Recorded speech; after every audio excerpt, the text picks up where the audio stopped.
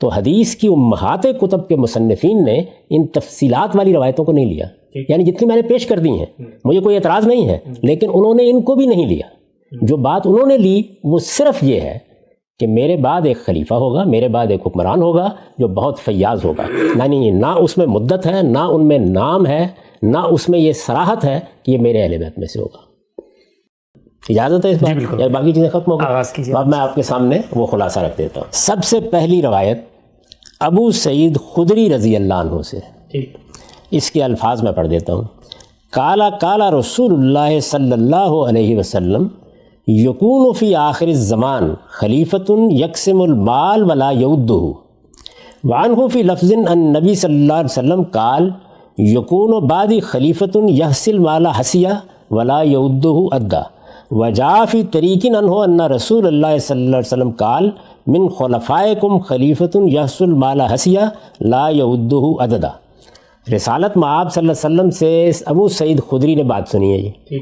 اب یہ دیکھیے کہ اس میں بھی جس وقت وہ بیان کر رہے ہیں تو بیان کرنے کے بعد آگے لوگ اس کو روایت کریں گے نا، اس میں کیا اختلافات ہو گئے ہیں وہ بھی سامنے رکھیں۔ یہ روایتیں اب میں ترجمہ کر کے آپ کو سنا رہا ہوں۔ ابو سعید رضی اللہ عنہ سے روایت ہے، یعنی جو میں نے پڑھا ہے اسی کا ترجمہ کر رہا ہوں۔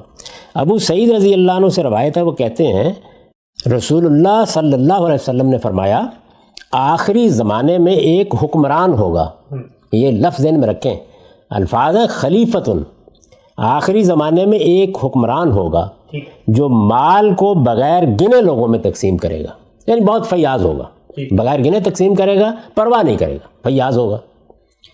اب ان الفاظ میں مہدی کہاں ہے؟ یہ روایت کا ترجمہ آپ کر رہے ہیں؟ کر دیا روایت کا ترجمہ، یعنی ابو سعید خدری بیان کر رہے ہیں ایک حکمران ہوگا۔ ہمارے مسلمان امت میں بہت حکمران ہوئے ہیں، فیاض بھی ہوئے ہیں، بخیل بھی ہوئے ہیں، اچھے بھی ہوئے ہیں، برے بھی ہوئے ہیں۔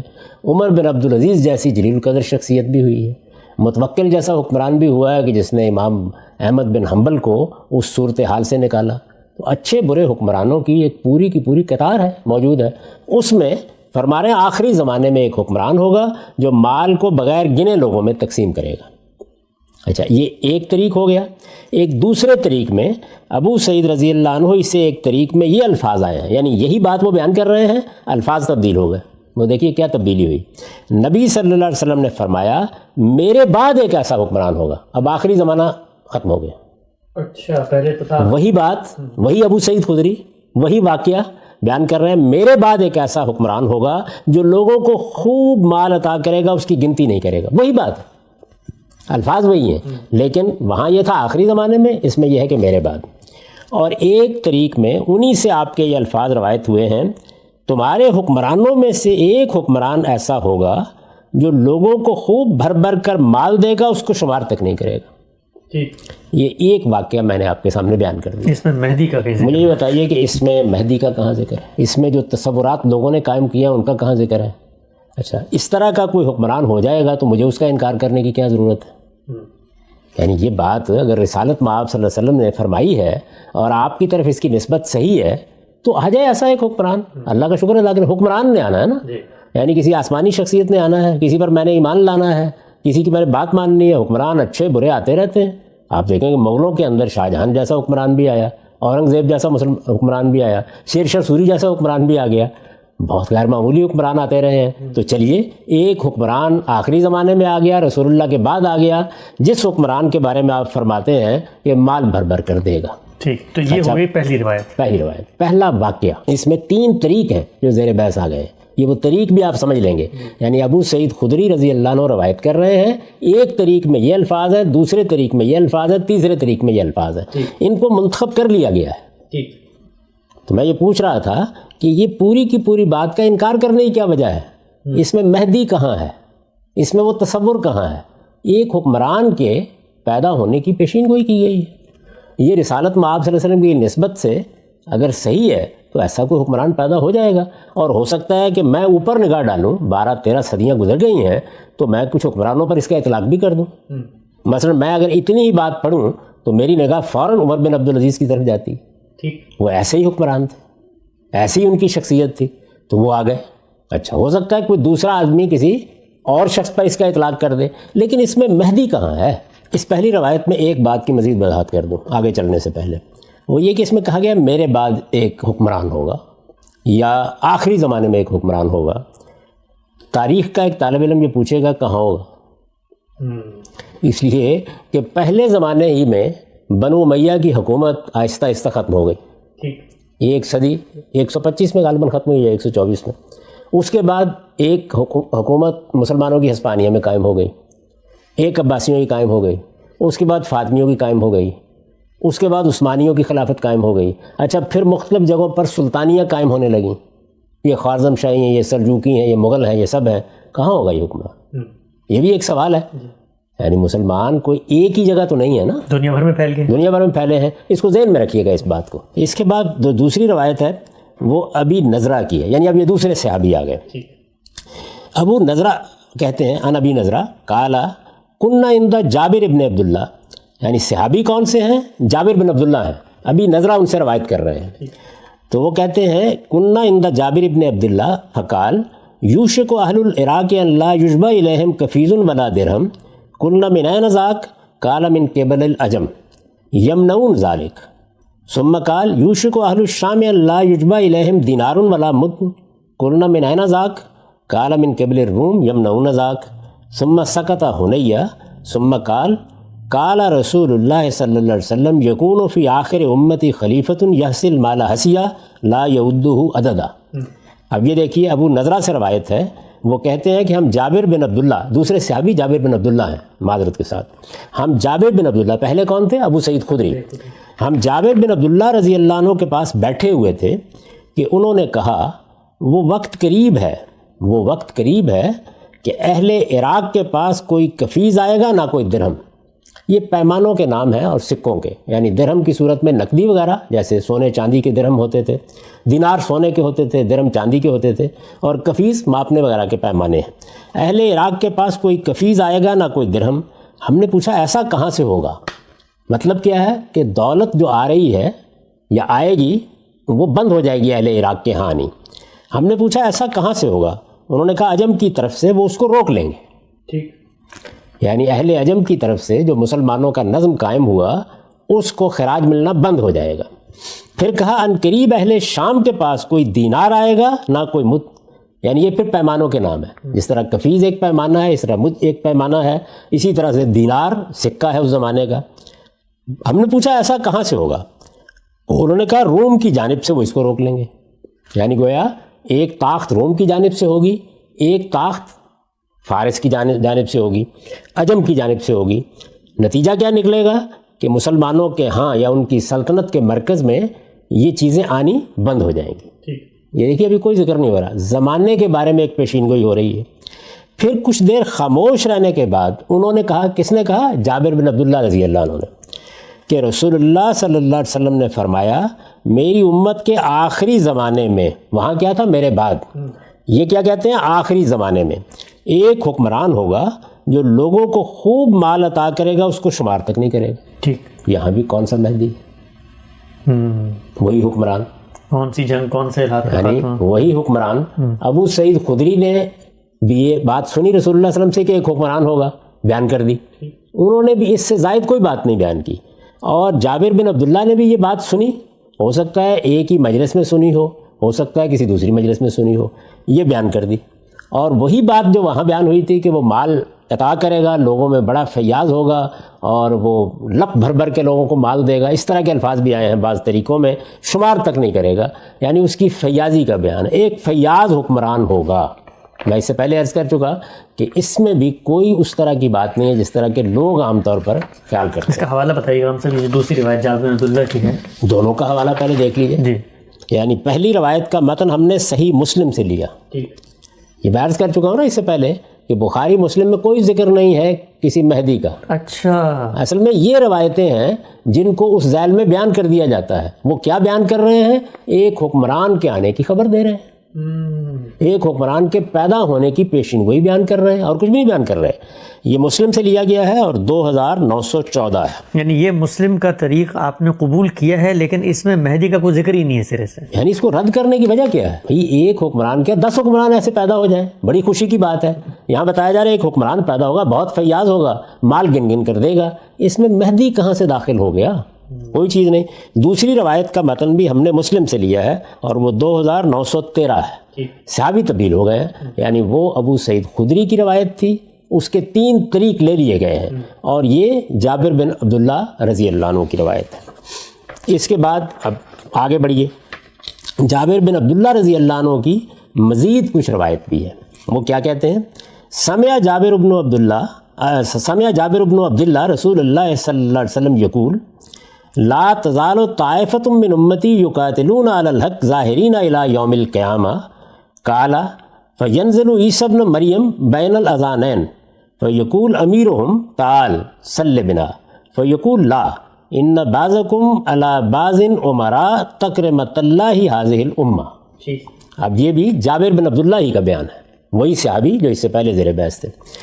جابر بن عبداللہ رضی اللہ عنہ نے رسول اللہ صلی اللہ علیہ وسلم کو یہ فرماتے ہوئے سنا, یعنی یہاں وہ سماعت کی تصریح کرتے ہیں کہ میں نے سنا, میری امت کا ایک گروہ مسلسل حق پر قتال کرتا رہے گا. یعنی دنیا میں فتنے پیدا ہوں گے, خرابیاں پیدا ہوں گی, لیکن ایک گروہ حق پر رہے گا اور وہ اس کے لیے لوگوں سے لڑتا رہے گا اور قیامت تک غالب رہے گا.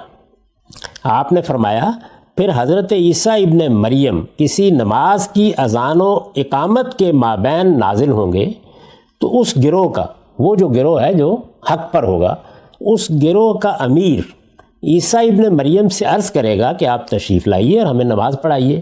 اس پر وہ جواب دیں گے نہیں, میں نماز نہیں پڑھاؤں گا, اس لیے کہ اللہ نے اس امت کو یہ اعزاز بخشا ہے کہ تم ہی اس میں سے بعض کے امیر ہیں. اس میں مجھے بتا دیجیے مہدی کا کہاں ذکر ہے؟ یعنی سیدنا مسیح علیہ السلام کے نزول کا ذکر ہے, اس پر ہم بعد میں کسی وقت گفتگو کریں گے. یعنی ان کا ذکر ہے, وہ آئیں گے, آ کے وہ نماز کے موقع کے اوپر مسلمانوں کی صف میں موجود ہوں گے. کون لوگ ہوں گے جو ان کا استقبال کریں گے؟ اس گروہ کے لوگ ہوں گے جو ہمیشہ حق پر رہے گا. ان کا کوئی امیر ہوگا اور وہ امیر جواب میں یہ بات کہے گا. یعنی وہ آ کے نماز پڑھنا چاہیں گے, وہ یہ کہیں گے کہ تم ہی آگے رہو, اور یہ کہیں گے کہ اس امت کا اعزاز ہے کسی کے لوگ امامت کرائیں گے. اس میں امیر کا ذکر ہے, امام کا ذکر ہے. یہاں وہ مہدی کہاں ہے؟ یعنی مہدی الفاظ میں مذکور اس روایت میں بھی نہیں ہے. الفاظ میں مہدی کا لفظ ہونا تو ایک طرف رہا, کوئی خصوصیت بھی نہیں ہے. یعنی جو تصور بیان کیا جاتا ہے اس کا کوئی شائبہ بھی نہیں ہے. کوئی بھی امام ہو سکتا ہے مسلمانوں کا, ایک گروہ حق پر ہوگا, اچھی بات ہے, رہے ہیں لوگ حق پر. اچھا, سیدنا مسیح علیہ السلام کا نزول ہو گیا, چلیے مان لیجیے تھوڑی دیر کے لیے کہ ہو گیا, اور ظاہر نماز تو پڑھنی ہے, ہم بھی پڑھ رہے ہیں, انہوں نے بھی پڑھنی ہے. کوئی مسلمانوں کا امام بھی ہوگا, اگر وہ آ گئے ہیں تو آپ امام ہو تو آپ بھی تو یہی آگے بڑھ کے کہیں گے نا کہ جی حضور آپ نماز پڑھائیے, اللہ کا ایک پیغمبر آسمان سے نازل ہو گیا ہے. اس بات پر کہ ان کے نزول کا کیا معاملہ ہے اس پر بعد میں گفتگو کرنی ہے ہم نے ابھی اعتراضات کے ذیل میں. اس وقت میں یہ روایت آپ کے سامنے رکھ رہا ہوں کہ اس روایت میں ان سے درخواست کریں گے نا آپ, کوئی بھی امام کرے گا, وہ جواب میں کہتے ہیں کہ نہیں بھائی آپ ہی نماز پڑھائیں. یہ روز معاملہ ہوتا ہے. ہم کسی جگہ جاتے ہیں, مسجد کے امام صاحب جو ہے مجھے دیکھ کر آپ کو دیکھ کر کہیں گے کہ جی نماز پڑھائیے. ہم جواب میں یہ کہتے ہیں کہ نہیں آپ ہی کو نماز پڑھانی چاہیے, آپ اس مسجد کے امام ہیں. اچھا, اس میں اگر سیدنا مسیح علیہ السلام یہ کہیں گے کہ تم لوگوں کو اللہ تعالیٰ نے یہ عزت بخشی ہے کہ تمہارے امام تم ہی میں سے ہوتے ہیں, تمہیں کسی اور کی امامت قبول کرنے کی ضرورت نہیں ہے, اور جو اس وقت امام ہوگا وہ نماز پڑھا دے گا, تو اس میں امام مہدی کہاں سے داخل ہوا؟ اس میں ظہور مہدی کے لیے کیا دلیل ہے وہ بتائیے کیا ہے؟ اس روایت کا متن ہم نے مسند احمد سے لیا ہے اور اس کا رقم کیا ہے 15127. یہ اس کی یعنی آپ دیکھ سکتے ہیں اس کو. اس میں سیدنا مسیح علیہ السلام کے نزول کا ذکر تو ہے اس روایت میں, ان پر ہمیں الگ سے تبصرہ کرنا ہے, لیکن اس میں امام مہدی کا کیا ذکر ہے؟ ٹھیک ہے. اور یہ میں آپ سے عرض کروں ہو کیا رہا ہے؟ ہو یہ رہا ہے کہ وہ خلیفہ, لوگوں نے کہا یہ وہ مہدی ہے جو ہمارے ذہنوں میں موجود ہے. اچھا, ایک فیاض حکمران ہوگا, یہ وہی مہدی ہے. اچھا, اسی طرح یہاں مسلمانوں کا امیر یا امام ہوگا, یہ وہی مہدی ہے. لیکن سوال یہ ہے کہ یہ روایتیں کہاں بیان کر رہی ہیں اس بات کو؟ ان میں تو کوئی ذکر نہیں ہے. وہاں ایک حکمران کا ذکر تھا, یہاں نماز کے ایک امام کا ذکر ہے. ہماری ہر مسجد میں ایک امام موجود ہے. کوئی گروہ اگر حق پر ہے اور وہ مسلمانوں کے اندر حق کی دعوت دے رہا ہے تو ان کے ہاں بھی بہت سے ائمہ موجود ہوں گے. کتنی مسلمانوں میں تحریکیں ہیں, اخوان اٹھے ہیں, جماعت اسلامی اٹھی ہے, دیوبند موجود ہے, ان سب کے ائمہ موجود ہیں. کسی مسجد میں بھی تشریف لائیں گے, اگر سیدنا مسیح علیہ السلام تو وہاں کوئی امام تو ہوگا، وہ امام مہدی کیسے ہو گیا، وہ اس تصور کے اندر کیسے ڈل گیا، یعنی ان میں کوئی ذکر اس جگہ بھی آپ کو نہیں ملے گا۔ ٹھیک ہو گیا، آگے چلتے ہیں۔ یہ ہو گئی تیسری جابر بن عبداللہ سے، سب سے پہلے ابو سعید خدری، پھر جابر بن عبداللہ، اور پھر دوبارہ جابر بن عبداللہ۔ اس کے بعد ابو ہریرہ رضی اللہ عنہ کی روایت ہے، یعنی ہم نے اس سے پہلے جابر بن عبداللہ کی روایت دیکھی، اب ابو ہریرہ ہے۔ ابو ہریرہ رضی اللہ عنہ کی روایت ہے، قال رسول اللہ صلی اللہ علیہ وسلم کیف بکم اذا نزل فیکم عیسی ابن مریم من السماء حکما فعمکم او قال امامکم منکم وجاء عنہ فی طریق ان رسول اللہ صلی اللہ علیہ وسلم قال کیف انتم اذا نزل ابن مریم فیکم وامکم۔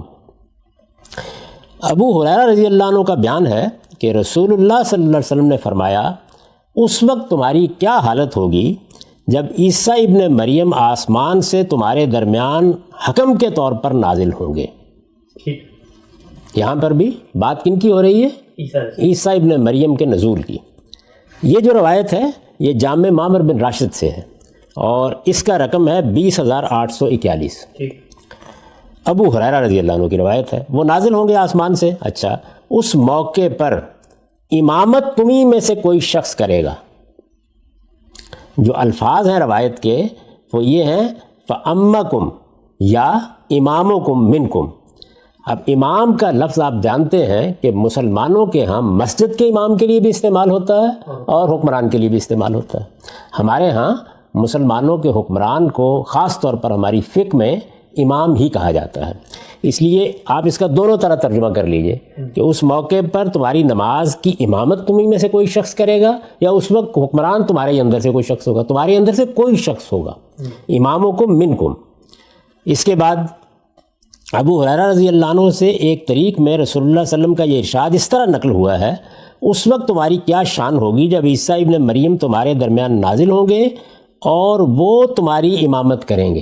اچھا، امام بھی وہی ہوگا، یعنی پہلے یہ ذکر تھا کہ تمہارا امام تمہارے اندر سے ہوگا، یہاں یہ ہے وہ تمہاری امامت کریں گے۔ یہاں پر بھی آپ امامت کے لفظ کو دونوں معنی میں لے کے دیکھ لیجیے، یعنی سیدنا مسیح علیہ السلام حکمران ہو جائیں گے تو مسیح علیہ السلام کا ذکر ہوا، اچھا وہ تمہاری نماز کی امامت کر دیں گے تب بھی انہیں کا ذکر ہوا۔ اس میں بھی امام مہدی کہاں ہے؟ یعنی آپ ظہور مہدی کی بات کر رہے تھے نا، تو یہ روایت ابو ہریرہ رضی اللہ عنہ کی بھی یہ اس کو کہاں بیان کرتی ہے؟ میں اس سے پہلے عرض کر چکا کہ اس میں جو سیدنا مسیح کے نزول کی روایات ہیں وہ ہمارا موضوع ہیں، ان پر ہم نے کسی وقت گفتگو کرنی ہے، لیکن اس وقت تو امام مہدی زیر بحث ہے۔ اس روایت میں بھی آپ مجھے بتائیے کوئی ذکر ہے ان کا اسی درجے میں؟ اچھا، اس کے بعد عن عبداللہ ابن مسعود قال رسول اللہ صلی اللہ علیہ وسلم لا تذهب الدنیا حتی یبعث اللہ رجل من اہل بیتی یواتی اسمہ اسمی و اسم ابیہ اسم ابی وعنہ فی لفظ عن النبی صلی اللہ علیہ وسلم قال لا تقوم الساعہ حتی یلی من هذه الامت رجل من اہل بیتی یواتی اسمہ اسمی یملأ الارض عدلا کما ملئت جورا وظلما وجاء عنہ فی بعض الطرق ان رسول اللہ صلی اللہ علیہ وسلم قال لا تنقضی الایام ولا یذهب الدہر حتی یملک العرب رجل من اہل بیتی اسمہ یواتی اسمی۔ اب یہ میں نے آپ سے عرض کیا کہ عبداللہ بن مسعود رضی اللہ عنہ کی روایت ہے۔ عبداللہ بن مسعود رضی اللہ عنہ کی یہ روایت بھی سن لیجئے، کیا مطلب ہے اس کا۔ اس سے پہلے ہم جابر بن عبداللہ کی روایت دیکھ چکے، ابو ہریرہ رضی اللہ عنہ کی روایت دیکھ چکے، ابو سعید خدری کی دیکھ چکے۔ عبداللہ بن مسعود رضی اللہ عنہ سے روایت ہے، وہ کہتے ہیں کہ رسول اللہ صلی اللہ علیہ وسلم نے فرمایا دنیا ختم نہیں ہوگی یہاں تک کہ اللہ تعالیٰ میرے اہل بیت میں سے ایک شخص کو لائیں گے جس کا نام میرے نام کے اور جس کے باپ کا نام میرے باپ کے نام کے موافق ہوگا۔ عبداللہ بن مسعود رضی اللہ عنہ ہی سے ایک طریق میں نبی صلی اللہ علیہ وسلم کے یہ الفاظ آئے ہیں، قیامت قائم نہیں ہوگی یہاں تک کہ میرے اہل بیت میں سے امت کا ایک میرا ہم نام شخص حکمران بنے گا جو زمین کو عدل و انصاف سے ایسے ہی بھر دے گا جیسے وہ پہلے ظلم و ستم سے بھری ہوگی۔ انہی سے ایک طریق میں بیان ہوا ہے کہ رسول اللہ صلی اللہ علیہ وسلم نے فرمایا زمانہ اور ایام دنیا ختم نہیں ہوں گے یہاں تک کہ میرے اہل بیت میں سے میرا ہم نام ایک شخص عرب کا حکمران بنے گا۔ اب دیکھا آپ نے کیا ہوا، یعنی عبداللہ بن مسعود رضی اللہ عنہ ایک صحابی ہیں، وہ بیان کرتے ہیں ایک ہی واقعہ ہے، اب مختلف لوگ ان سے روایت کر رہے ہیں، مختلف طریق میں یہ بات کیسے آ گئی ہے۔ پہلی بات یہ ہوئی کہ میرے اہل بیت میں سے ایک شخص کو اٹھایا جائے گا. کیا مطلب ہے اس کا؟ یعنی کوئی شخص پیدا ہوگا، کوئی شخص سامنے آئے گا، اس کے بارے میں کیا بتایا گیا؟ اس کا نام میرے نام کے اور باپ کا نام میرے باپ کے نام کے موافق ہوگا. گویا اس کا نام محمد بن عبداللہ ہوگا. ایک شخص آئے گا، کوئی مزید وضاحت نہیں، کوئی مزید چیز نہیں. یہی روایت، یہی عبداللہ بن مسعود رضی اللہ عنہ ایک دوسرے طریق میں کیا بیان کرتے ہیں کہ میرے اہل بیت میں سے اس امت کا میرا ہم نام ایک شخص حکمران بنے گا. اچھا، نازل کا کہیں کچھ نہیں ہے، نازل ہونے کوئی وہاں تھا، اٹھائیں گے یا وہ آئے گا یا اللہ تعالیٰ لائیں گے. یہاں پر یہ ہوگا کہ ایک حکمران ہوگا. یعنی جو بات پہلے بیان ہو رہی تھی وہی بات یہاں بھی آ گئی. اچھا، یہ زمین کو عدل و انصاف سے بھر دے گا. وہی بات یعنی پیچھے بھی وہاں یہ تھا کہ فیاض ہوگا، مال بانٹے گا لوگوں میں، بہت فیاضی سے دے گا. یہاں کیا ہے؟ عدل و انصاف سے زمین کو بھر دے گا، جیسے وہ پہلے ظلم و ستم سے بھری ہوگی. کہیں زمانہ اور ایام دنیا ختم نہیں ہوں گے، لا تنقضی الایام، کہیں لا یذهب الدہر، کہیں لا تقوم الساعہ. یعنی مطلب یہ ہے کہ دنیا کے ختم ہونے سے پہلے ایک ایسا حکمران آئے گا. اب مزید دیکھیے کیا ہوا. ہم نے یہ سوال اٹھایا تھا کہ یہ اس حکمران کی بات ہو رہی ہے، کہاں آئے گا؟ ہسپانیہ میں آئے گا، عباسیوں کے اندر سے آ جائے گا، امویوں میں آ جائے گا، یہ فاطمیوں میں آئے گا، یہ مغلوں میں آ جائے گا، کہاں آئے گا؟ یہ دیکھیے کیا بیان کیا انہوں نے. یہی عبداللہ بن مسعود ہے، وہی واقعہ بیان کر رہے ہیں. میرے اہل بیت میں سے میرا ہم نام ایک شخص عرب کا حکمران ہوگا. حتیٰ یملک العرب رجل من اہل بیتی اسمہ جواتی و اسمی. تو خلاصہ کیا نکلا کہ محمد بن عبداللہ نام کا ایک شخص عرب میں حکمران ہوگا، بہت فیاض ہوگا اور بہت عادل حکمران ہوگا. تو اس میں بھی کیا ہوا؟ یعنی عادل حکمران پیدا ہونا مستبد ہے، فیاض حکمران کا آنا مستبد ہے. عرب میں جو حکومتیں قائم ہیں وہاں کوئی بہت اچھا حکمران آ گئے. مجھے یاد ہے کہ جب شاہ فیصل وہاں حکمران تھے تو لوگوں کے کیا جذبات تھے ان کے معاملے میں، ہمارے بھی کیا جذبات تھے. وہ کس طرح کے حکمران تھے؟ بہت سے حکمران آتے رہے. میں تاریخ میں سے آپ کو 10 مثالیں دے دیتا ہوں. لیکن چلیے، بہت غیر معمولی طریقے پر محمد بن عبداللہ نام کا ایک حکمران ہو جائے گا. ابھی شاہ عبداللہ کی حکمرانی تھی، اس وقت شاہ سلیمان کی حکمرانی ہے. شاہ سلیمان کے صاحبزادے کا نام کیا ہے؟ محمد بن سلیمان ہوئے. تو اگر شاہ عبداللہ کا کوئی بیٹا کا حکمران بن گیا تو محمد بن عبداللہ ہو جائے گا. اچھا، یہاں تو اتنی بات. اور اس میں یہ بھی صراحت نہیں ہے کہ یہ نام ماں نے رکھا ہے، پبلک میں بھی یہی نام ہوگا کہ نہیں ہوگا، یہ تو واضح نہیں ہے. یہ تو ظاہر واضح نہیں، لیکن محمد بن عبداللہ کو نام مستبد ہے. اچھا، ایک دوسری بات ہے اس میں کہ وہ میرے اہل بیت میں سے ہوگا. چلیے یہ بھی مان لیا. آپ کو معلوم ہے کہ یہ سعودیوں سے پہلے یہاں پر ہاشمی خاندان کی حکمرانی تھی جن کو شریف کہا جاتا تھا. ان میں سے کوئی ہو گیا، کل کو اور حکمران آ جاتا ہے. لیکن جو بات بیان کی گئی ہے وہ ہے کیا؟ یعنی رسالت مآب صلی اللہ علیہ وسلم کے خاندان کے لوگ اس وقت دنیا بھر میں موجود ہیں، ان کی حکومتیں بھی قائم ہوتی ہیں. اردن میں اس وقت ہاشمی خاندان کی حکومت ہے. عرب میں کل کو کوئی حکمران ایسا پیدا ہو جاتا ہے، یا کبھی ہوا، اس سے پہلے ہو سکتا ہے کہ بعض لوگ اسی پہ اطلاق کر ڈالیں. ایک حکمران ہوگا جو بڑا فیاض ہوگا، بڑا عادل ہوگا. فیاض حکمران، عادل حکمران. سیدنا عمر رضی اللہ عنہ عادل تھے، فیاض تھے. عمر بن عبدالعزیز عادل تھے، فیاض تھے. پھر وہ امام مہدی بن گئے. تو یہ جو مہدویت کا تصور ہے یہ کہاں ہے ان روایتوں میں؟ ٹھیک، آگے بڑھتے ہیں. یعنی یہ جو کچھ میں نے آپ کے سامنے عرض کر دیا ہے، اس سے زیادہ جو بات معلوم ہوتی ہے کہ مسلمانوں کے اندر کوئی اچھا حکمران پیدا ہو جائے گا اور مسلمانوں کے اندر وہ عدل قائم کر دے گا. اور اس زمانے میں پیدا ہو جائے گا کہ جب لوگ بہت زیادہ ظلم و عدوان میں پڑے ہوئے ہوں گے. زیادہ سے زیادہ آپ اس سے ہی نتیجہ نکالتے ہیں. آگے چلیے. یہ اب ابو سعید خدری کی ایک اور روایت آ گئی. یعنی اس سے پہلے جن صحابہ کو ہم دیکھ چکے، اب یہ کسی نئے صحابی کا اضافہ نہیں ہوا. ابو سعید خدری کی ایک روایت ہے لیکن واقعہ ذرا مختلف ہے، تو اس لیے اس کو الگ سے بیان کر رہے ہیں. نبی سعید الخدری قال قال رسول اللہ صلی اللہ علیہ وسلم لا تقوم الساعة حتى يملك رجل من اہل بیتی اجلا اقنا يملأ الارض قسطا وعدلا كما ملئت قبله ظلما وعدوانا يكون 7 سنين. وعنه في لفظ ان رسول اللہ صلی اللہ علیہ وسلم قال تملأ الارض جورا وظلما فيخرج رجل من اطرتي ومن اہل بیتی يملك 7 و9 فيملأ الارض قسطا وعدلا. ابو سعید خدری روایت کرتے ہیں کہ رسول اللہ صلی اللہ علیہ وسلم نے فرمایا قیامت اس وقت تک قائم نہیں ہوگی جب تک میرے اہل بیت میں سے ایک کشادہ پیشانی اور اونچی ناک والا شخص حکمران نہ بن جائے. اچھا، یہاں علامت ایک نئی آ گئی. اضافہ کیا ہوا؟ اس سے پہلے یہ تھا کہ میرے اہل بیت میں سے محمد بن عبداللہ نام کا ایک شخص حکمران بن جائے گا. اب کیا معلوم ہوا کہ اس کی پیشانی کشادہ ہوگی اور ناک اونچی ہوگی. ٹھیک. یہ کون سی ایسی علامتیں جو غیر معمولی ہیں؟ کشادہ پیشانی والا حکمران کبھی آج تک پیدا نہیں ہوا کیا؟ اونچی ناک والا کوئی حکمران پیدا نہیں ہوا؟ تو یہ اجنا اقنا کے جو الفاظ آئے ہیں ان سے کیا نئی بات معلوم ہوئی؟ اور یہاں پر محمد بن عبداللہ نام ہوگا، اس کی کوئی صراحت نہیں؟ یہ اس میں یہ ذکر نہیں ہے، لیکن آپ سب روایتوں کو ساتھ لے کے چل رہے ہیں نا. یعنی اب تک ہمیں جو معلوم ہوا وہ یہ ہے کہ ایک حکمران کے آنے کی پیشین گوئی کی گئی ہے. وہ حکمران عرب میں آئے گا.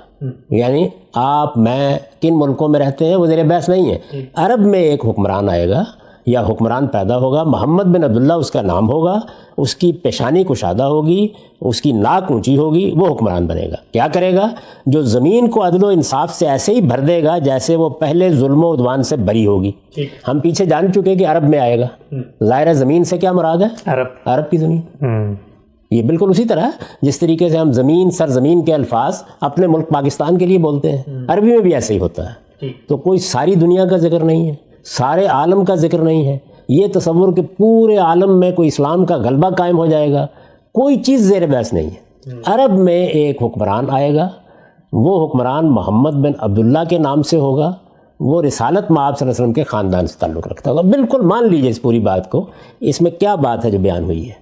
اس وقت بڑا ظلم ہوگا، بڑا عدوان ہوگا، اور یہ حکمران جب آئے گا تو یہ عدل سے انصاف سے بھر دے گا. مزید دیکھیے، یعنی آپ خیال کر رہے ہوں گے کہ یہ ظاہر عدل و انصاف سے بھر دے گا تو اس کے بعد ظاہر دنیا میں قیامت آ جائے گی، معلوم نہیں کیا ہوگا. اس کا یہ دور 7 سال کا ہوگا. عجیب. اچھا. 5 سال کے لیے آپ کے یہاں انتخابات ہوتے ہیں، 2 سال اس میں بڑھا لیجیے. یعنی 7 سال کے لیے ایک ایسا حکمران آ جائے گا جس کا یہ نام ہوگا، یہ پیشانی ہوگی، یہ اس کی ناک کا معاملہ ہوگا. ان میں سے کوئی چیز بھی غیر معمولی ہے. یہ 7 سال کے الفاظ سیدنا ابو ہریرہ کے ہیں، یعنی رسول اللہ کی نسبت نہیں، ابو سعید خدری رضی اللہ عنہ کی روایت. ابو سعید خدری رضی اللہ عنہ کی روایت ہے. وہ یہ کہہ رہے ہیں، یعنی اب تک جو کچھ ہم پڑھ رہے ہیں وہ کیا ہے؟ ایک حکمران مسلمانوں میں ہوگا، عرب کی سرزمین میں ہوگا، عدل کرے گا، بہت فیاض ہوگا، پیشانی کشادہ ہوگی، ناک اونچی ہوگی. ان میں سے کون سی چیز ہے کہ غیر معمولی ہے؟ ایسے 10 حکمران ہو چکے ہوں گے، ہو سکتا ہے 10 ہوں. چلیے بہت غیر معمولی فرض کر لیجئے کہ کوئی حکمران ہوگا جس کی پیشین گوئی کی جا رہی ہے. اس کا ظہور مہدی کے تصور سے کیا تعلق ہے؟ اور یہاں پر یہ بھی یہ روایت بھی مسند احمد کی ہے، 11130 اس کا رقم ہے. اس کا یہ دور 7 سال کا ہوگا. ابو سعید رضی اللہ عنہ سے ایک طریق میں نبی صلی اللہ علیہ وسلم کے یہ الفاظ نقل ہوئے ہیں: زمین کو ظلم و جور سے بھر دیا جائے گا، پھر میرے خاندان، یا فرمایا کہ میرے اہل بیت میں سے ایک شخص ہوگا جو 7 یا فرمایا کہ 9 سال تک حکمرانی کرے گا اور زمین کو عدل و انصاف سے بھر دے گا. یہاں صرف فرق کیا واقع ہوا؟ وہاں 7 سال تھے، 9 ہو گئے، 2 سال کا اضافہ ہو گیا. یعنی کم سے کم 2 ٹرمز جو ہمارے ہاں آج جمہوریت میں سمجھی جاتی ہیں، اتنے 1 سال کی حکمرانی آپ کو مل جائے گی جس میں بہت عدل ہوگا، بہت انصاف ہوگا. تو یہاں پر بھی ایک حکمران زیر بحث ہے، عرب کی سرزمین میں زیر بحث ہے، رسالت مآب صلی اللہ علیہ وسلم کے خاندان سے. اس کو بھی تسلیم کر لیں، کوئی ایسا استبعاد نہیں ہے.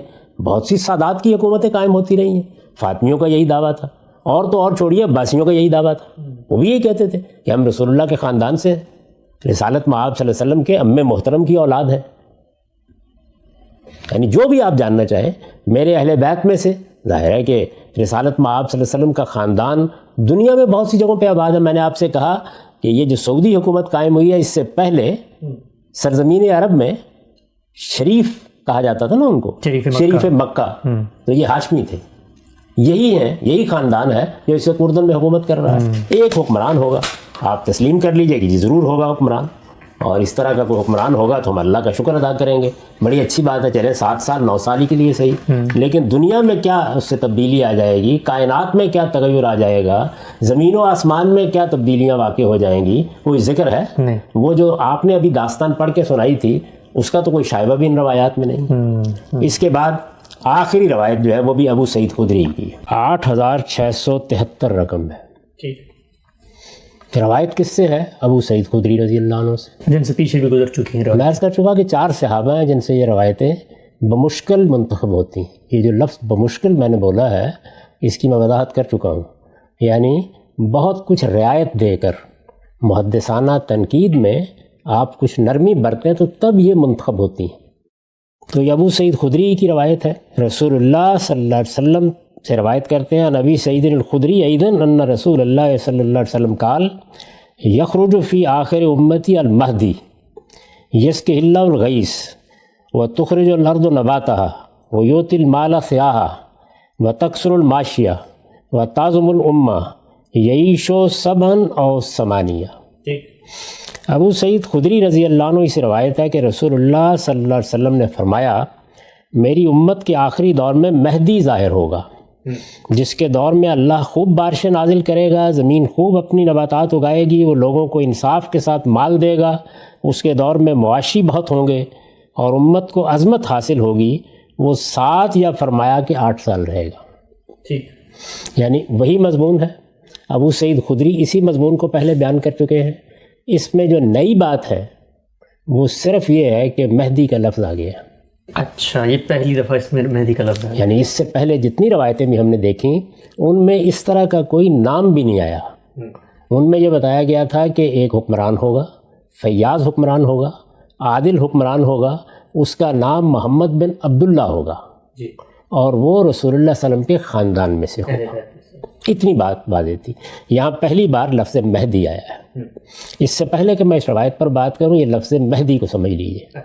یعنی مہدی کا مطلب ہے ہدایت یافتہ۔ خود خلفائے راشدین کے معاملے میں یہ لفظ استعمال ہوا ہے۔ رسالت پاک صلی اللہ علیہ وسلم کی نسبت سے ایک روایت بیان کی جاتی ہے کہ علیکم بسنتی و سنت الخلفاء الراشدین المہدیین، یعنی تمہیں چاہیے کہ یہ جو سیاسی امور ہیں ان میں جو میں نے ایک طریقہ قائم کیا اس کی پیروی کرو، اور اسی طرح سے جو میرے بعد میرے خلفاء ہوں گے، کون سے خلفاء؟ الراشدین المہدیین، یعنی ہدایت یافتہ خلفاء ہوں گے۔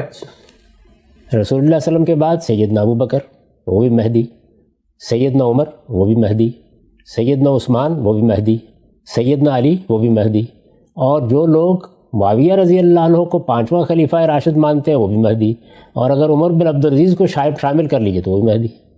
یعنی رسالت مآب صلی اللہ علیہ وسلم نے اپنے بعد آنے والے علی منہاج النبوہ حکومت کرنے والے خلفاء کے بارے میں یہ لفظ استعمال کیا ہے۔ عام لوگوں کو بتائیے کہ اس لفظ کا کیا ہے، یعنی ورب سے بنا ہے یا عربی میں استعمال ہوتا ہے؟ ہدا یہدی عربی زبان کا بڑا مشہور مصدر ہے، جس سے آپ ہادی، ہدایت، یہ الفاظ اردو میں بھی بولتے ہیں، اسی سے اس میں مفعول ہے، ہدایت یافتہ، ہدایت پایا ہوا۔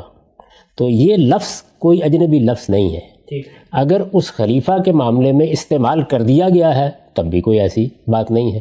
اب پوری بات گویا یوں ہو جائے گی کہ رسول اللہ صلی اللہ علیہ وسلم نے فرمایا کہ آخری زمانے میں یا میرے بعد۔ بعض روایتوں میں ہم نے دیکھا کہ میرے بعد کے الفاظ ہیں، بعض میں آخری زمانے میں، یا میری امت کے آخر میں ایک حکمران ہوگا، عادل ہوگا، فیاض ہوگا، اس کے زمانے میں خوشحالی آ جائے گی، 7 یا 8 سال، یعنی پہلے 7 سال 9 سال کی روایتیں تھیں، اب 8 سال کی روایت ہے۔ 8 سال 9 سال 7 سال حکومت کرے گا، اور اس کا نام میرے نام کی طرح ہوگا، یعنی محمد، اس کے والد کا نام عبداللہ ہوگا، وہ میرے خاندان سے ہوگا۔ اب اس میں یہ شامل کر لیجئے کہ اس کا پورا نام محمد بن عبداللہ مہدی ہوگا، یا لوگ اس کو مہدی کہیں گے، یا وہ ہدایت یافتہ سمجھا جائے گا، اس لیے کہ جب عدل قائم کرے گا، جب انصاف کا بول بالا ہوگا، جب لوگوں میں خوشحالی ہوگی، جب ظلم و جور کا خاتمہ کر دیا جائے، چلیے 7 سال کے لیے صحیح، 8 سال کے لیے صحیح، 9 سال کے لیے صحیح، تو اس کو مہدی کہنا چاہیے۔ میں آپ سے عرض کر چکا ہوں کہ اس سے پہلے ہم یہ جان گئے کہ رسالت مآب صلی اللہ علیہ وسلم نے اپنے بعد صحیح طریقے سے حکمرانی کرنے والے سب خلفاء کے لیے یہی لفظ استعمال کیے۔ تو مہدی کا کوئی خصوصی تصور، کسی خاص شخصیت کو اس سے مراد لینا، یہ بالکل بھی ضروری نہیں ہے۔ یہ ان روایتوں کا معاملہ ہے۔ یہ 7 روایات ہیں جو آپ کہہ سکتے ہیں کہ محدثانہ تنقید سے کسی حد تک محفوظ ہو جاتی ہیں۔ اچھا، کسی حد تک سے کیا مراد؟ یعنی کوئی نہ کوئی بات تو ان کے بارے میں بھی کہی جا سکتی ہے، کسی نہ کسی راوی پر جرح کی جا سکتی ہے۔ اگر 10 لوگ ان کو صحیح قرار دے رہے ہوں گے تو کوئی ایک آدمی اس سے اختلاف بھی کر رہا ہوگا۔ یہ ساری باتیں ان کے بارے میں بھی کہی جا سکتی ہیں، لیکن آپ ان کو انتخاب کر سکتے ہیں۔ ان سے جو بات معلوم ہوتی ہے آپ فیصلہ کر لیجئے کہ اس کا کوئی تعلق اس تصور سے ہے جو ہمارے ہاں عام طور پر مہدی کے بارے میں بیان کیا جاتا ہے۔ میں یہ عرض کر چکا کہ یہ بات خود روایتوں کے اندر صراحت سے آ گئی ہے کہ یہ حکمران عرب میں ہوگا۔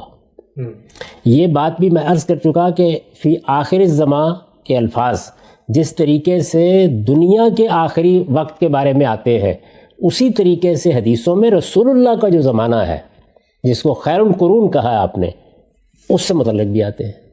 تو دونوں امکانات ہو سکتے ہیں. یہ صاحب آ چکے، آئیں گے، اچھا آ جائیں، اس سے ہمارے ایمان میں، عقیدے میں، ہمارے دین میں کیا کمی بیشی ہوتی ہے، کیا اضافہ ہوتا ہے، کیا چیز ہے جو منوائی جا رہی ہے. ایک پیشین گوئی ہے.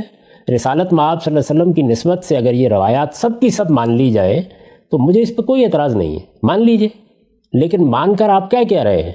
ایک حکمران کے پیدا ہونے کی پیشین گوئی بیان کر رہے ہیں. اچھا حکمران ہوگا، فیاض حکمران ہوگا، عادل حکمران ہوگا. میں اس سے پہلے عرض کر چکا کہ رسول اللہ صلی اللہ علیہ وسلم اپنے بعد جو اس طرح کی بعض چیزیں بیان فرماتے ہیں تو اس سے مقصود یہ ہے کہ آپ کی نبوت قیامت تک کے لیے ہے. جب قیامت تک کے لیے ہر ایک شخص کو نبی کی حیثیت سے، رسول کی حیثیت سے آپ پر ایمان لانا ہے تو آپ کی صداقت کی علامتیں ظاہر ہوتی رہتی ہیں. اپنے زمانے میں بھی بہت سی چیزیں تھیں جو آپ نے کہیں پوری ہو گئیں، جیسے قرآن مجید میں غلبہ روم کی گواہی ہے. اسی طرح اور بعض چیزیں ہیں. اپنے بعد بھی آپ نے بعض پیشین گوئیاں کی. ایک پیشین گوئی کا ہم بار بار ذکر کرتے رہتے ہیں جو رسول اللہ صلی اللہ علیہ وسلم نے جبریل امین کے سوال کے جواب میں کی ہے کہ ایک وقت ایسا آئے گا قیامت سے پہلے کہ عرب کے یہ ننگے بدن، ننگے پاؤں پھرنے والے چرواہے عمارتوں کی بلندی میں ایک دوسرے سے مقابلہ کر رہے ہوں گے. یا انطلد الامۃ ربتہا، لونڈی اپنی مالکہ کو جن دے گی. میں نے اس کی تعبیر کی ہے کہ غلامی ختم ہو جائے گی. تو یہ چیزیں اس زمانے میں ہوئی ہیں، یہ ہم نے اپنی آنکھوں سے دیکھی ہیں. اس سے رسالت مآب صلی اللہ علیہ وسلم کی صداقت کا ایک نشان لوگوں کے سامنے ظاہر ہوتا ہے. اس طرح کا کوئی حکمران عرب میں پیدا ہو جائے گا تو وہ بھی صداقت کا ایک نشان ہوگا. بس اس کے سوا کچھ نہیں ہے. یہ بات کہ کسی کو اس پہ ایمان لانا ہے، وہ کوئی معمور من اللہ ہستی ہے، اس کو آسمان سے بھیجا جائے گا، اس کے نتیجے میں ساری دنیا میں اسلام کا غلبہ ہو جائے گا، ان روایتوں میں کس جگہ آپ نے اس کو دیکھا ہے؟ یعنی یہ پوری طرح واضح سمجھ لینا چاہیے. اس میں یہی کچھ ہے، یعنی اس سے زیادہ کچھ نہیں ہے. یہ پوری روایتیں میں نے آپ کے سامنے رکھ دی ہیں. اب اس کے بعد اگر آپ اجازت دیں تو چند معروضات مزید پیش کر دیں. ضرور. یہ جو آخری روایت ہے جس میں مہدی کا لفظ آ گیا ہے، میں نے عرض کر دیا کہ اس سے کوئی خاص فرق نہیں پڑتا. خلفائے راشدین کو مہدیین کہا گیا ہے، سب کے سب مہدی ہیں. مزید عرض کر دوں کہ ہمارے ہاں مہدی نام کے جو بڑے لوگ ہوئے ہیں، اگر آپ زرکلی کی العلام میں سے ان کی فہرست نکال لیں تو آسانی سے 50-60 آپ گن سکتے ہیں پچھلے 1200 سال میں. حکمران بھی ہوئے ہیں، دانشور بھی ہوئے ہیں، بڑے علماء بھی ہوئے ہیں، اور وہ بھی ہوئے ہیں کہ جنہوں نے مہدی ہونے کا دعویٰ کیا ہے. جیسے مہدی سوڈانی. علامہ اقبال نے مہدی سوڈانی کے بارے میں کہا ہے نا کہ مہدی کے تخیل سے وطن کو زندہ کیا. یعنی یہ کیوں کہا؟ اس لیے کہ اس نے در حقیقت لوگوں کے اندر ایک بڑی غیر معمولی بیداری کی لہر پیدا کر دی تھی. مہدی کے تخیل سے کیا زندہ وطن کو. اسی طریقے سے ہمارے ہاں ہندوستان میں جون پوری صاحب ہیں. یہ دیکھا ہوگا آپ نے کہ ان کا ذکر کیا ہے تذکرہ میں مولانا ابوالکلام آزاد نے.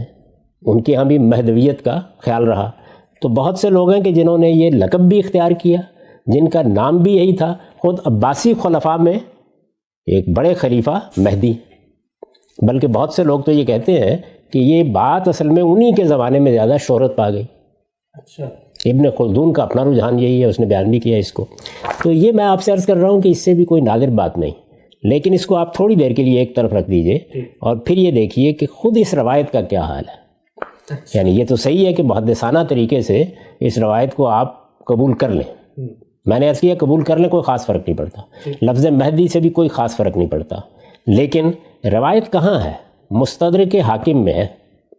یعنی گویا پورا کا پورا جو حدیث کا ذخیرہ ہے اس میں سے کسی نے اس روایت کو قبول نہیں کیا. یعنی سند کے معیار پہ پختہ ہو اور اس نے قبول کیا، ایسا کہیں نہیں ہوا. مستدرک حاکم یہ کتاب ہی اسی مقصد کے لیے ہے کہ یہ حاکم یہ کہتے ہیں کہ میں نے جب یہ دیکھا کہ محدثین نے اور خاص طور پر صحیحین کے دونوں مصنفین نے، امام بخاری نے، امام مسلم نے، بعض ایسی روایتیں چھوڑ دی ہیں جو ان کی اپنی شرائط پر پوری اترتی ہیں.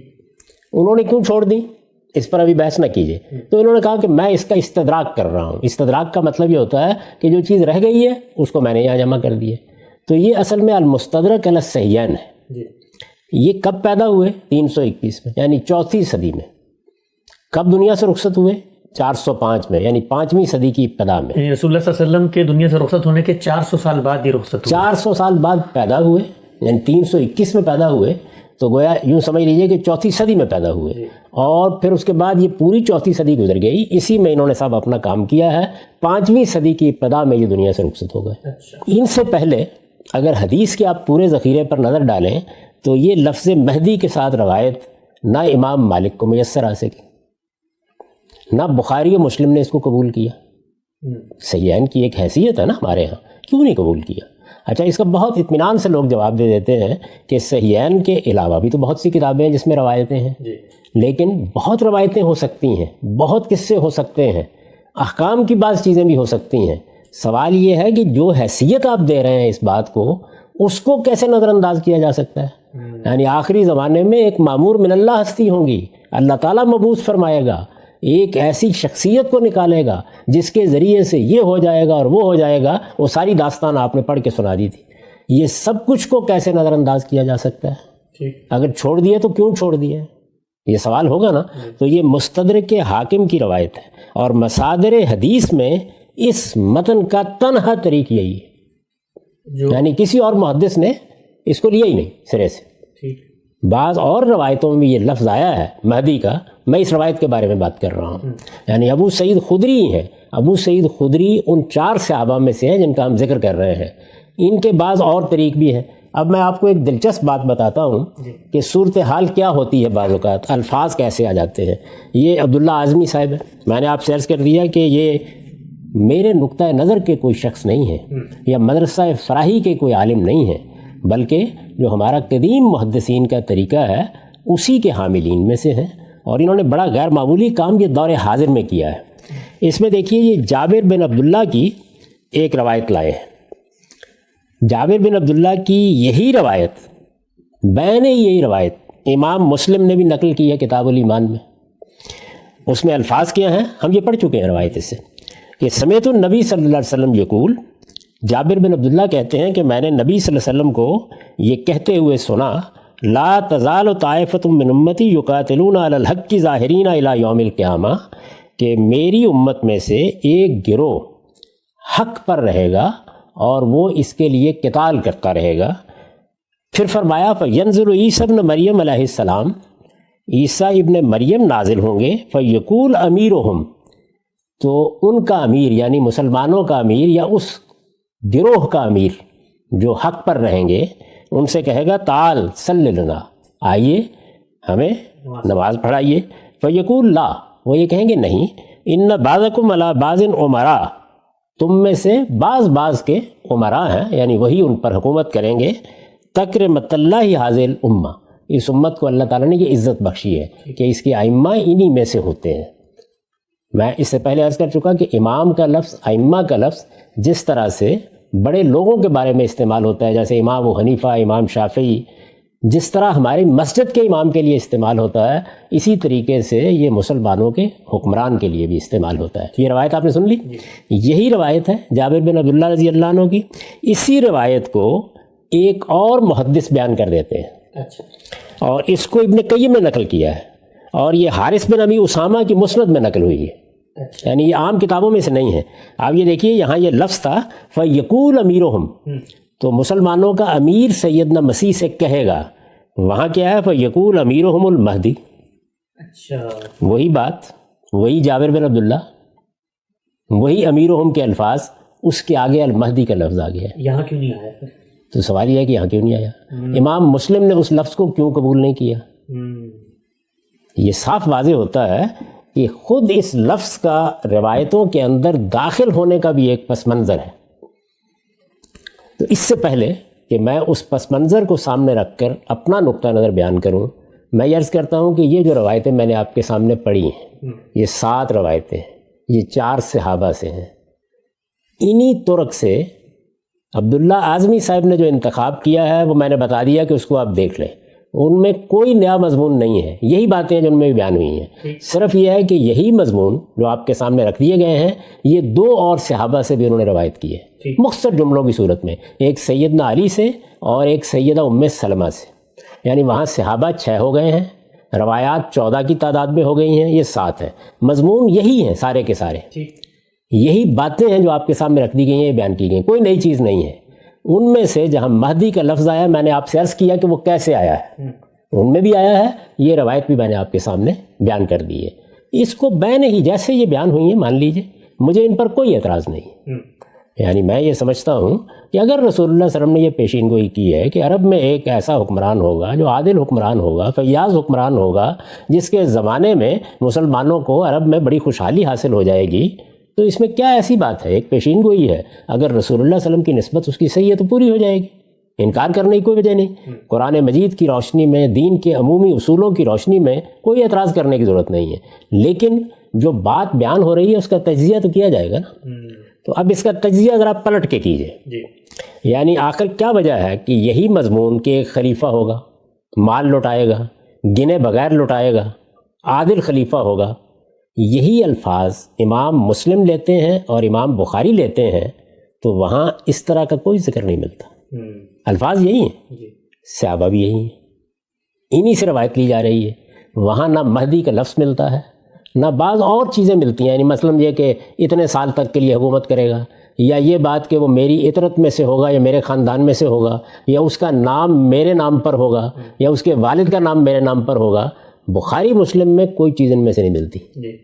موطا امام مالک میں تو سرے سے یہ مضمون ہی نہیں ہے۔ تو حدیث کی امہات کتب کے مصنفین نے ان تفصیلات والی روایتوں کو نہیں لیا، یعنی جتنی میں نے پیش کر دی ہیں، مجھے کوئی اعتراض نہیں ہے، لیکن انہوں نے ان کو بھی نہیں لیا۔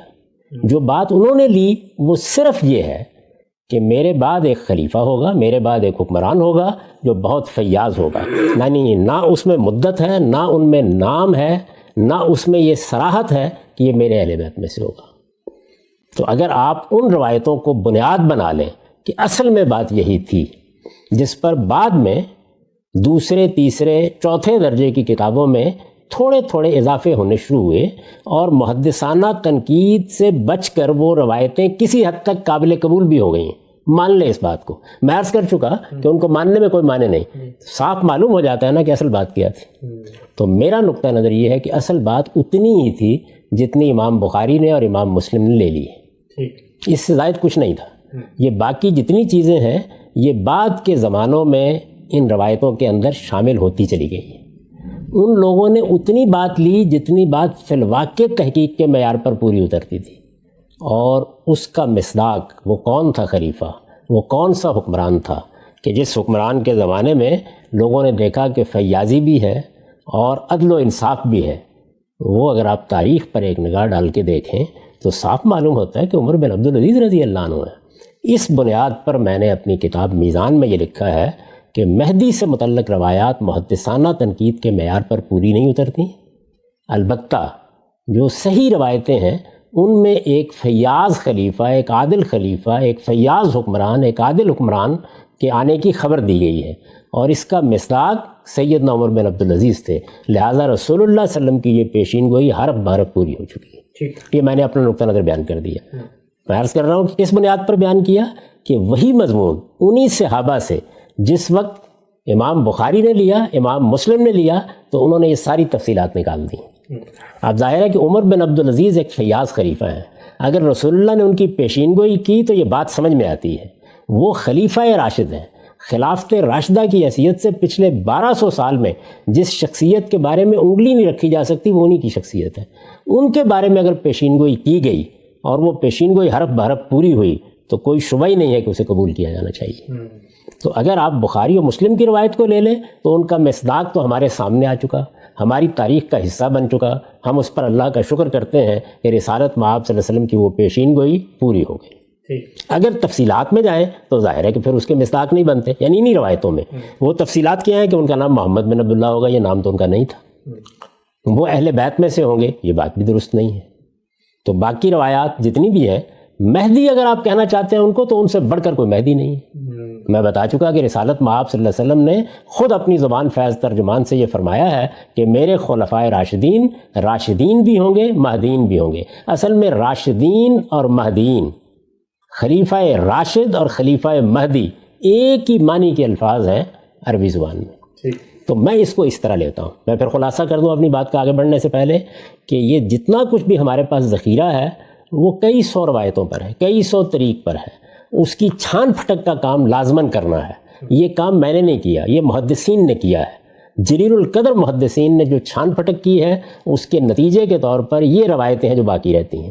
میں نے عرض کیا ہے کہ ہمارے اس زمانے میں بھی جو ایک جلیل القدر محدث نے الصحیح الکامل لکھی ہے اور غیر معمولی کام کیا ہے اور پورے عالم اسلام نے اس کے کام کی تحسین کی ہے، اس میں جو روایتیں منتخب کی گئی ہیں ان کے مضامین بھی یہی ہیں، تعداد کچھ زیادہ ہے، صحابہ میں سے 2 کا مزید اضافہ ہے، لیکن مضمون میں کوئی فرق نہیں، یہی باتیں جو ان میں کہی گئی ہیں۔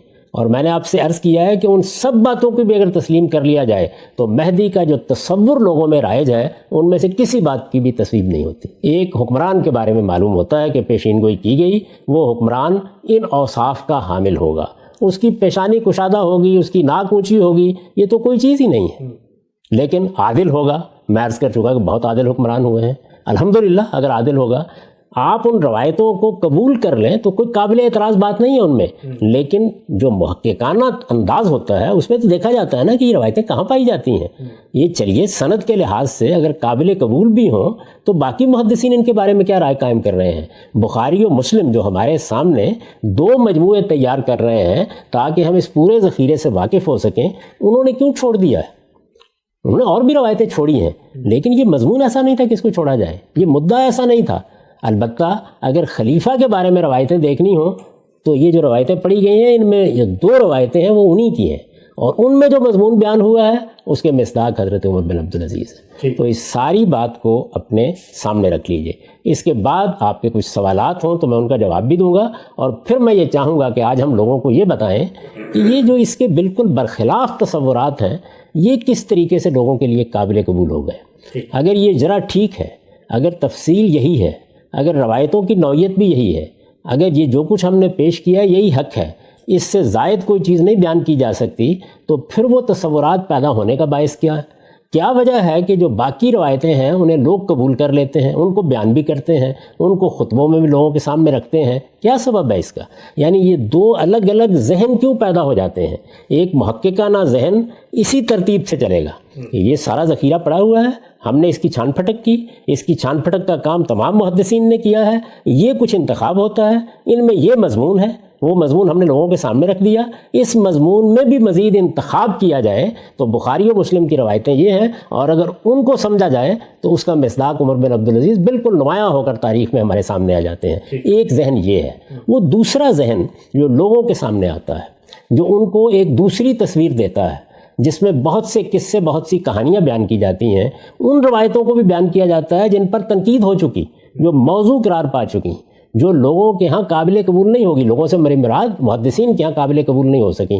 کیا وجہ ہے کہ دوسرا ذہن اس کو قبول کر لیتا ہے؟ کیا وجہ ہے کہ اس پر کتابیں لکھ دی جاتی ہیں؟ کیا وجہ ہے کہ ہمارے قدیم علماء اس کو بیان کرتے ہیں؟ میں چاہتا ہوں کہ اس سوال کا میں آپ کو جواب دوں، لیکن اس سے پہلے کہ یہ بحث چھڑی جائے، اب تک جو بات کہی گئی ہے اس پر جو اعتراضات، جو سوالات ہوتے ہوں وہ آپ مجھے بتائیے، میں اس کا جواب دے دوں۔